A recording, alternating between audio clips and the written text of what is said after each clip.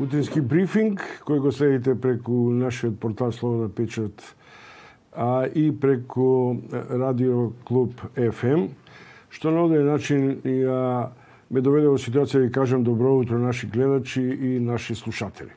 Јас ја продолжувам серијата разговори околу економската политика како барометар на политички пресметки и лицитации меѓу реалноста и нереалноста.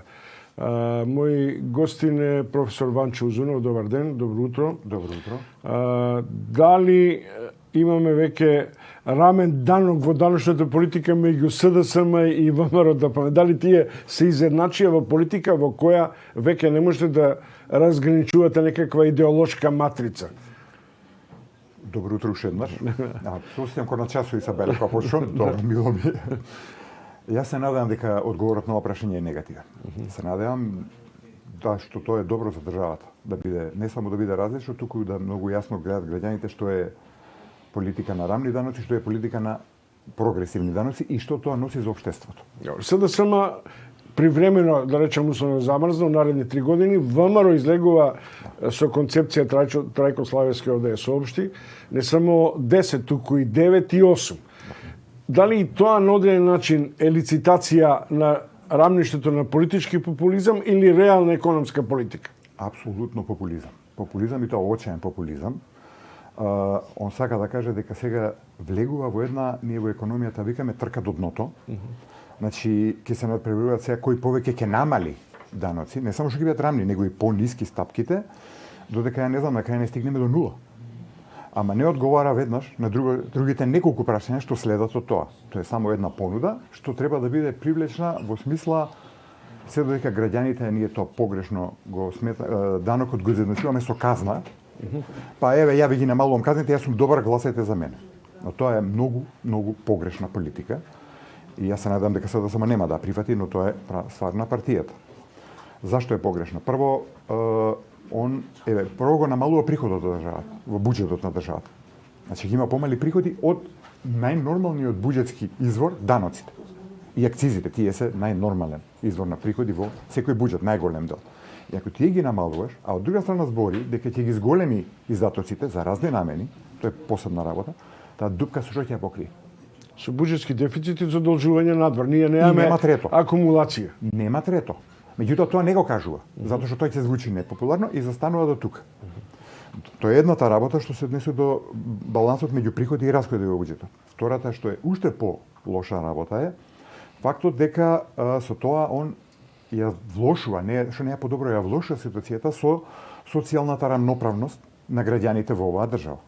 Факт е дека во последните години, особено по воведувањето на рамниот данок, приходите на најбогатата класа растат побрзо со повисока стапка него приходите на ниската, сиромашната и средната класа.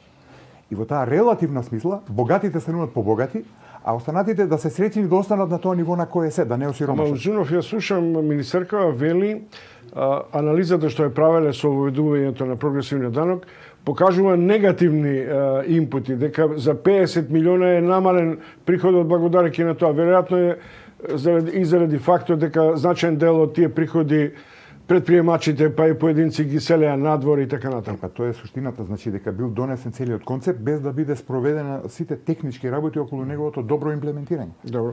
Професор Узунов, едната работа е даношната политика, нели? Се што може да се олесни да се примами.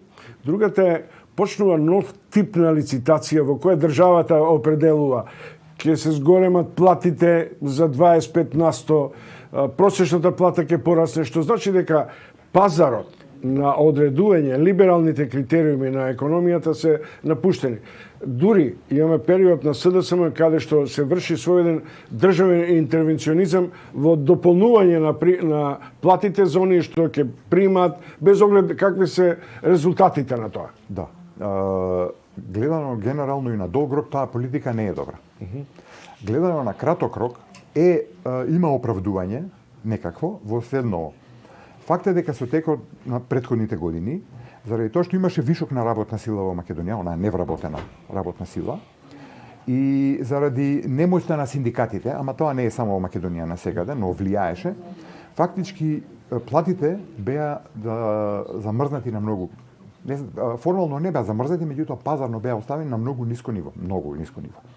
И бизнисмените можеа да живеат со нивните бизниси така и уште и многу добро, бидејќи колку има поволни плати, толку има поголем профит. И нема прогресивен данок, И најубаво.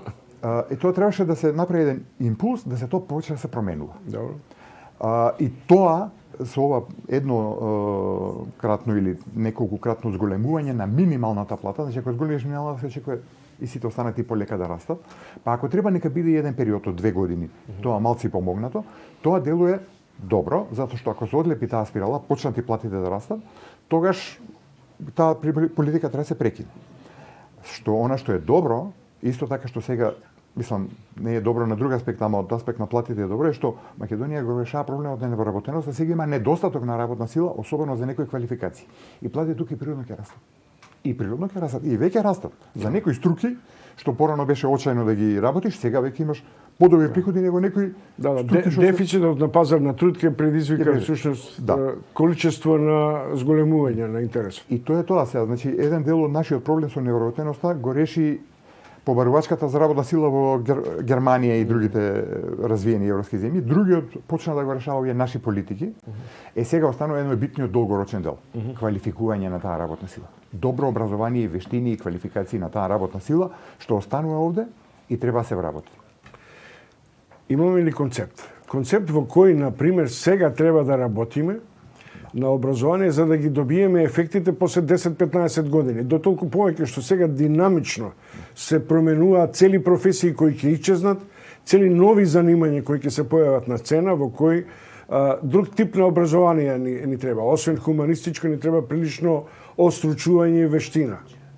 Ја не мислам дека е толку проблем кај нас на концепт, колку на спроведување на тој концепт. Концепти да немаме баш до крај дефиниран, имаме експерти, а има и странски експерти, кои што тој концепт на тоа како треба да иде развојот на образованието во Македонија во иднина, ќе го направат. Многу лесно, тоа не е нешто премногу сложено. А да, тачно мора биде флексибилен, бидејќи е долгорочно, а ваму промените се многу чести и така натаму, но тоа се прави. Проблемот е како тоа да се спроведеш. И тоа од два аспекта. Прво е политичкиот аспект, затоа што работите треба почнат да се менуваат од предучилишно образование, од основно образование, средно образование, па стигне до високо образование. На политичарите им е најлесно. И тоа со години го гледаме веќе во Македонија. Правиме реформа образование, удри на високото.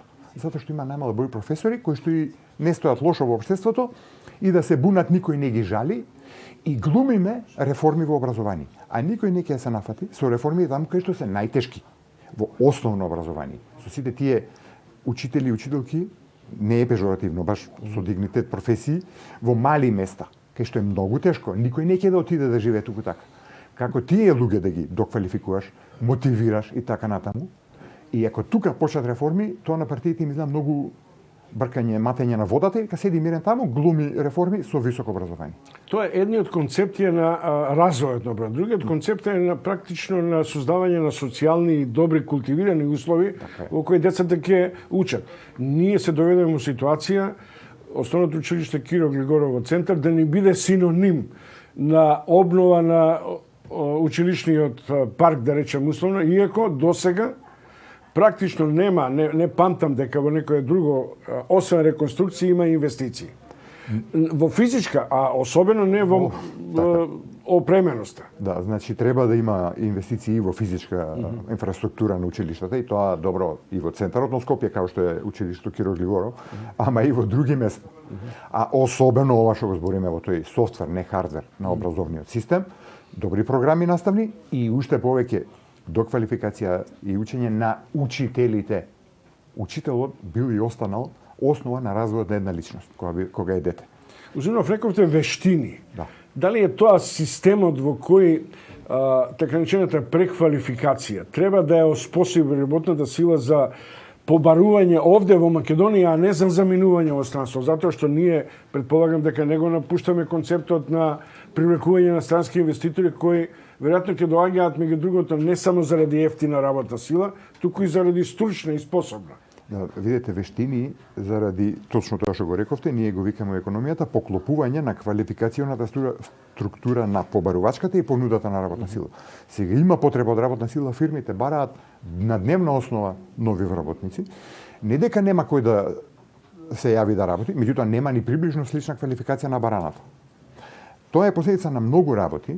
Една од најголемите е она кампања која беше на претходната влада на ВМРО-ДПМН, сите на факултет.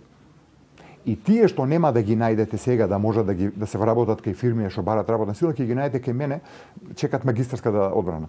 Зато имаме најквалификувани келнери. Да. Имаме најквалификувани, така ама формално квалификувани, бидејќи ако е квалификуван правникот не е добар келнер или пекар или било што.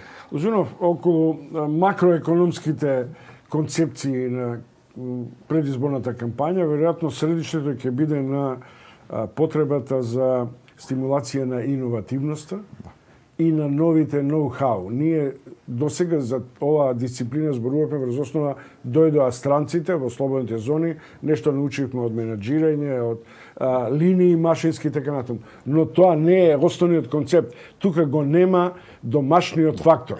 Да. Тоа јас се надевам дека ќе биде основата на кампањата, бидејќи е добро да биде. Затоа што без двете основни работи кои што треба да го движат натамошниот развој на економски развој на државата се добро образование и иновации, технологија, подобра опрема, подобра квалификуваност, нови производи и услуги кои што ќе продават поскапо и на домашен и на странски пазар и така развојот ќе тече. Значи идејата дека треба да има технолошки развој на домашните компании и меѓу останато да станат добри кооперанти на овие странски инвестиции влезени веќе во Македонија, па и на идните, е многу битна алка од тој синџир ако сакаме да имаме добар развој, одржлив развој. Инаку ќе имаме странци кои што доаѓаат додека ние држиме ефтини плати и други услови за нив и ниски даноци, ќе си работат за својот кејф нас колку толку ќе ни плаќаат плати кои што се и без тоа субвенционирани и кога тоа ќе се смени ќе си отидат бидејќи немаат домашен кооперант. И ние сме го изгубиле битниот мотор на развојот.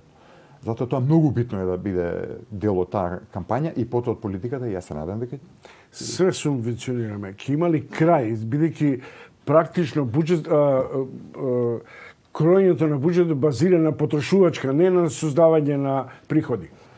Се влезе во таа целосна трка кој повеќе ќе субвенционира. Да, спирала е. Спирала, тоа го почна ВМРО да помене СДСМ после во овој период додека беше на власт, не можеше да го прекине. Не можеше да го прекине заради повеќе причини. Дел беа идеолошки, ама дел беа и реални. Заради стварно ситуацијата на тоа не можеш да го прекинеш преку ноќ. Бидејќи сега се навикнати сите на тоа. Не само земјоделци, сега се навикна и сите останати. И со тек на време тоа треба да опаѓа. Со тек на време тоа треба да опаѓа и ако почне, дај Боже да почне ова полека апроксимирање за приклучување кон ЕУ, тоа и системски ќе почне да го решава, бидејќи таму тоа не може така. Не дека нема субвенционирање, меѓутоа не е вака и полека тоа ќе ја решава ситуацијата и ако ние не сме спремни сами да ја решиме. Како изгледа почетокот на кампањата во која ни се вметнува цилеистичкиот концепт? Милиарда вака од ништо се ветува, 2 милиарди, 3 милиарди, една година, 5 години, 2 милиарди у патишта, 3 милиарди во знаење кое не абсорбира работна сила. Предпоставувам дека тоа е се точно. Меѓутоа мислам дека тука имат грешка направено. Особено оваа прва понуда, видиме сега, другата може ќе биде полоша, може ќе биде подобра во таа. Ќе анализираме и неа, да. Анализираме, меѓутоа мислам дека е погрешна таа концепција бидејќи граѓаните сватија дека тоа е она цилевистичка. И ние откако имавме таа лекција, па и неколку други, сега тешко дека некој туку така ќе падне на бројка. Да. Добро, благодарам. Тоа беше универзитетскиот професор од Правен факултет Ванчо Узунов, со кога разговаравме и ќе продолжиме да разговараме со рецензирање на дел од понудените предпоставените програми и рецензија на макроекономската политика на претходната влада на Заев и последиците од глуевистичкиот концепт на економската политика.